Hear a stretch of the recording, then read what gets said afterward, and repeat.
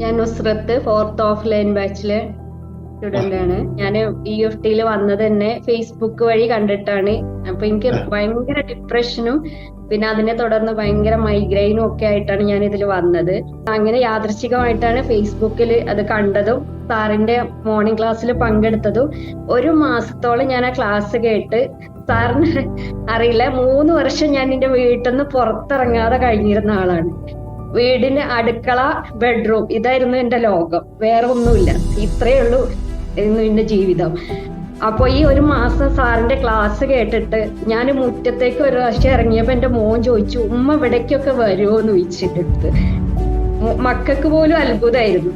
അപ്പോഴാണ് എനിക്ക് തോന്നിയത്, ഈ വീടിന് 3 വർഷം ഞാൻ വീടിന്റെ ഉള്ളിലിരുന്ന് ഞാൻ മുറ്റത്തേക്ക് ഇറങ്ങിയിട്ടുണ്ടെങ്കിൽ ഈ ക്ലാസ്സിന് ചേർന്നാൽ എനിക്ക് എന്തെങ്കിലുമൊക്കെ നേടാൻ കഴിയും. എന്റെ ജീവിതം ഇവിടെ അവസാനിച്ചിട്ടില്ല. സത്യം പറയാലോ സാറേ, മക്കള് ആലോചിച്ചിട്ട് ഞാൻ എന്റെ ജീവിതം അവസാനിപ്പിച്ചിട്ടില്ല എന്നുള്ളൂ. അത്ര ആലോചിച്ചു പോയ സമയം വരെ ഉണ്ടായിട്ടുണ്ട്.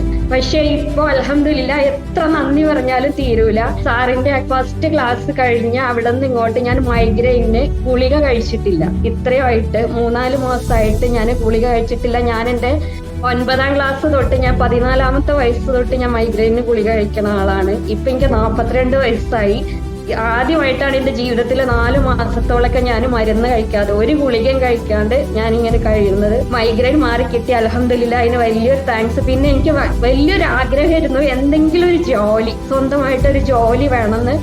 ഇപ്പൊ ഞാന് ഈ ഒരു വർഷം ഞാൻ നവാവിന്റെ ഒരു PSC കോച്ചിങ് സെന്ററിൽ ട്രെയിനറായിട്ട് ജോയിൻ ചെയ്തിരുന്നു. ഇപ്പൊ എനിക്ക് അതിന് അൽഹംദുലില്ലാ, അതിന് ട്രെയിനറായിട്ട് എനിക്ക് സെലക്ഷൻ കിട്ടി.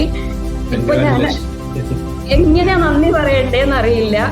42ാമത്തെ വയസ്സിൽ, എനിക്ക് ചെറുതാകുമ്പോഴേ ടീച്ചിങ്ങിന് ഭയങ്കര ആഗ്രഹമുള്ള ഒരാളായിരുന്നു. അതിന് ഞാൻ ഒരുപാട് പഠിക്കുകയൊക്കെ ചെയ്തിട്ടുണ്ട്. പക്ഷെ അത് ഒരു സമയം വരുമ്പോ എന്തെങ്കിലുമൊക്കെ ആയിട്ട് അത് തട്ടിമുട്ടി അത് ഇല്ലാണ്ടായി പോവും.